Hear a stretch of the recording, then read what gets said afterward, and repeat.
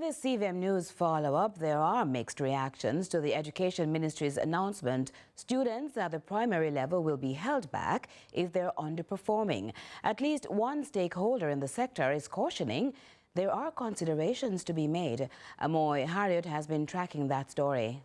Hit the mark or hit rewind. The Education Ministry announced Wednesday that underperforming students at the grades 1 to 3 levels will no longer automatically advance to higher grades, but will instead repeat grades. The retention decision has sparked mixed reactions in the public domain. One social media user wrote, "This is not good. Are they going to address the issues that are causing underperformance?" Another said, "Very good. That will motivate them to want to do better. No one wants their friends or classmates to leave them behind." This user asked, "Where will we store them? Because based on my school, about 75% of students would repeat grades."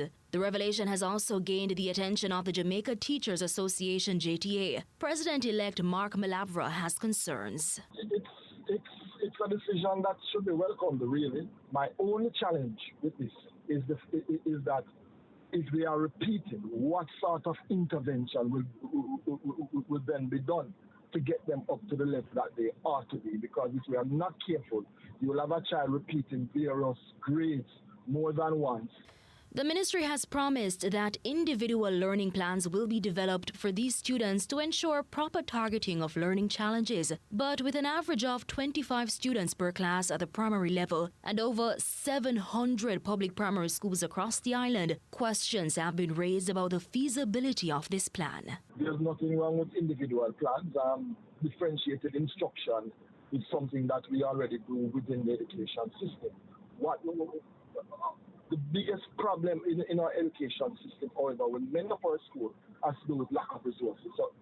So until the ministry gets to the point of treating the issue of funding of our schools so that the adequate resources can be provided to our teachers for them to carry out their tasks, then we're literally just playing this service for the time being.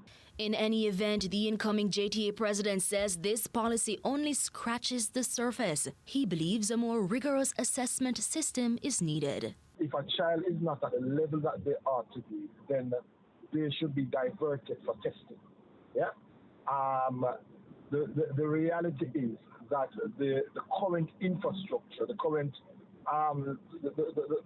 landscape in terms of our education system, our ecosystem, does not allow for that sort of robust, timely assessment. Malavra is calling on the Education Ministry to provide further details on how it intends to implement the policy. I have heard the announcement, but the announcement in and of itself is short on details.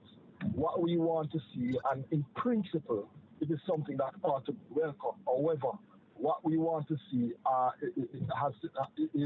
it is that this is going to be implemented, what are the contingencies that are going to be put in place, and what sort of support will be given to the schools and to the students.